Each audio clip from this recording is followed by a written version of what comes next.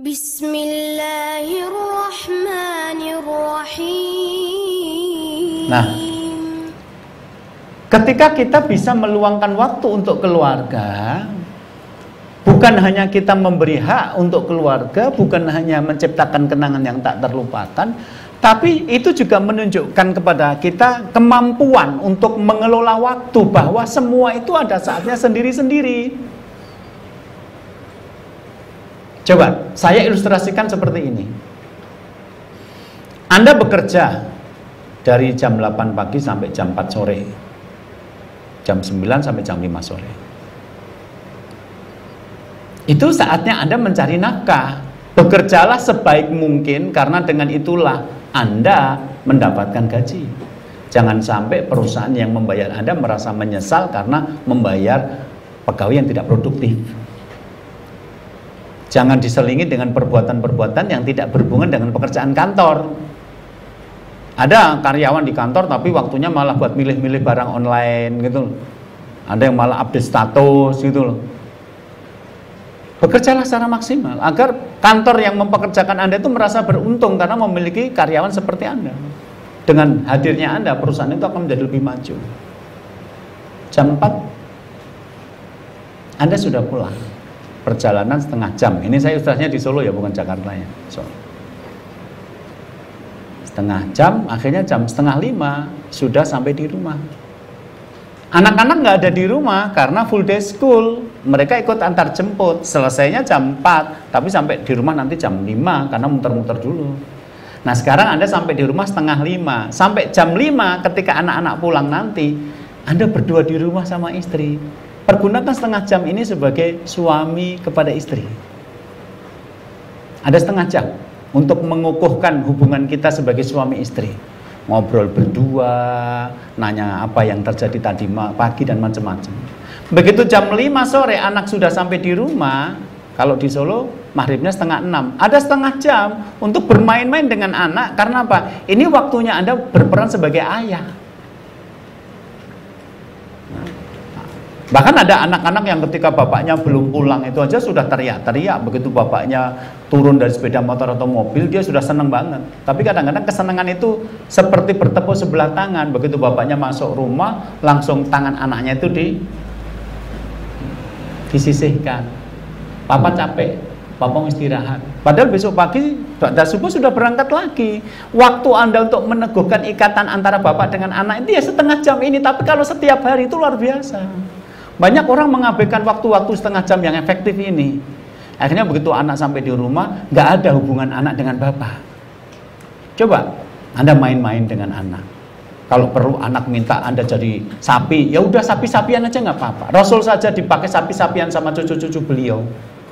Jadi pernah ada satu kejadian itu ketika sholat sujudnya lama banget. Saking lamanya para sahabat itu batin. Apakah Rasul sedang menerima wahyu? Kenapa sujudnya terlalu lama? Tidak seperti biasanya. Begitu selesai sholat, mereka bertanya, ya Rasulullah, apakah tadi turun wahyu? Kenapa sujud Anda terlalu lama? Tidak. Tapi cucu-cucuku naik ke atas punggungku, dan aku tidak ingin memutus permainan mereka, maka aku biarkan mereka sampai turun. Ya Rasul saja dipakai buat sapi-sapian cucu-cucu beliau. Nah, coba, sekarang banyak loh bapak-bapak begitu sampai di rumah anaknya minta gendong, minta naik kuda-kudaan, itu nggak mau loh. Padahal anak sendiri loh, itu bukan anak panti asuhan yang diadopsi loh. Padahal kalau betul-betul main kuda-kudaan, kalau kita foto ada pemandangan yang lucu loh. Kuda sama penumpangnya wajahnya sama loh. Itu banyak yang nggak mau loh. Itu waktu Anda cuma setengah jam itu kok. Di luar itu Anda nggak bisa lagi manage kok. Setengah 6 kemudian adzan, Anda sudah berubah menjadi hamba Allah. Sudah. Sekarang kita sholat dulu. Baca Quran sampai Isya, selesai sholat Isya, Anda ngomong sama istri, Bun, makan malam disiapkan.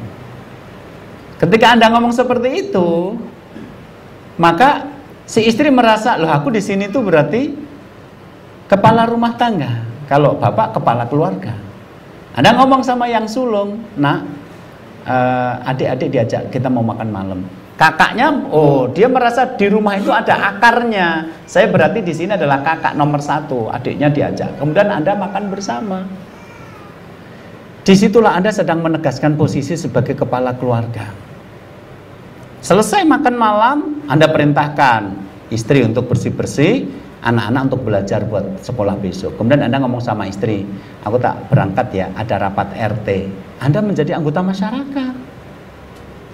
Di rapat RT itu Anda yang mendengarkan materi yang dibahas, memberikan usulan-usulan sesuai dengan tema, dan mendengarkan keputusan yang nanti diambil. Jangan wujuduhu ka'adamihi, ada dan tidak adanya dia sama saja. Rapat RT di pojok ngantuk, tapi makannya snacknya double, itu luar biasa.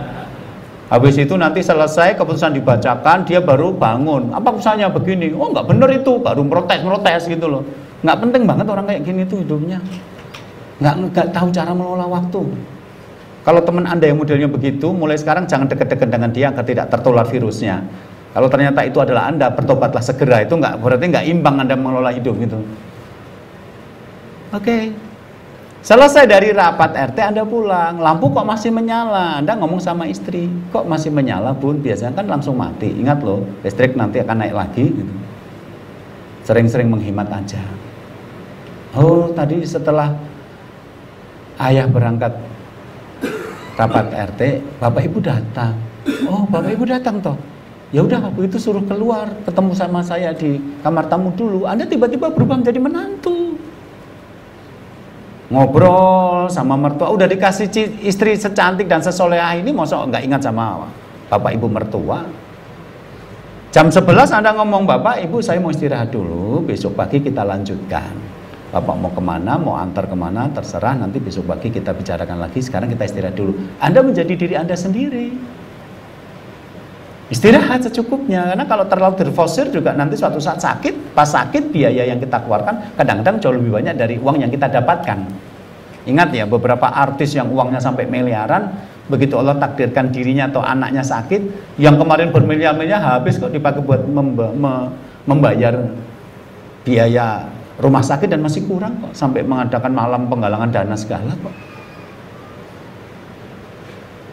Begitu Anda bangun subuh, selesai salat subuh, pintu diketuk sama tetangga. Assalamualaikum, Bapak bisa nggak pinjam mobil? Bapak saya sakit, saya harus mengantarkan ke rumah sakit, saya nggak punya mobil. Dan Anda mengatakan silahkan, Anda jadi tetangga. Maka yu'minu billahi wal yaumil akhir fayuhsinilah jarihi. Barang siapa yang beriman kepada Allah dan akhir, hendaklah dia berbuat baik pada tetangganya. Jadi dalam hidup ini adalah lompatan-lompatan waktu, di mana pada lompatan itu kita berbeda posisi. Kadang-kadang kita menjadi diri sendiri, kadang-kadang menjadi suami, kadang-kadang menjadi ayah, kadang-kadang menjadi mertua, kadang-kadang menjadi menantu, kadang-kadang menjadi tetangga, kadang menjadi kakak, kadang-kadang menjadi adik, kadang-kadang menjadi keponakan, kadang-kadang menjadi paman, kadang-kadang menjadi pegawai, kadang-kadang menjadi bos, kadang-kadang menuntut ilmu, kadang-kadang ibadah sebagai hamba Allah. Dan kita harus ngatur itu. Sehingga orang yang bisa meluangkan waktu di antara 24 jam sehari untuk keluarganya, itu adalah orang yang tahu bahwa semua ada saatnya sendiri-sendiri. Banyak orang hidupnya tidak seimbang karena dia hanya bisa menjalani beberapa peran. Pengajian bagus, datang pertama kali catatannya lengkap, sama tetangga nggak tegur sapa, ngapain? Kan dalam pengajian ditenangkan, beriman kepada Allah dan akhir itu berbaik pada tetangganya. Ya. Mungkin di luar sukses, usahanya maju, tapi di rumah sama istrinya bertengkar terus. Buat apa? Kan Rasul mengatakan khairukum li ahli, yang paling baik di antara kamu yang paling baik pada keluarganya. Jadi jangan terpecah-pecah dalam memahami konsep menjalani rumah tangga ini. Maka membahas tentang meluangkan waktu untuk keluarga itu termasuk bagian dari Anda harus tahu. Memang itu harus diadakan, kalau tidak nanti hidup Anda jadi tidak seimbang.